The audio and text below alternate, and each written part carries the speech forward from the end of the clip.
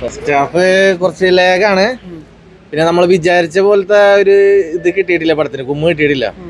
പിന്നെ മലയാളം കന്നഡ ഏതാണല്ലോ അതിന്റെ ഒരു ഡബിങ് ആണല്ലോ, അതിന്റെ ഒരു ചെറിയൊരു ഇതുണ്ട്. ഫസ്റ്റ് ഹാഫ് അത്ര സുഖമായിട്ട് തോന്നിയിട്ടില്ല. സെക്കൻഡ് ഹാഫിൽ ഒരു ലിങ്ക് നിർത്തിയിട്ടുണ്ട്. അല്ല, അതുപോലത്തെ പടമല്ല ഇത്.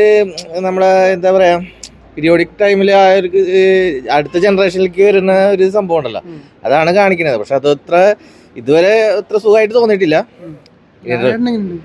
ലാലേട്ടൻ കുഴപ്പമില്ല, പക്ഷെ അങ്ങനത്തെ ഒരു റോളല്ല അതിൻ്റെ അകത്ത്.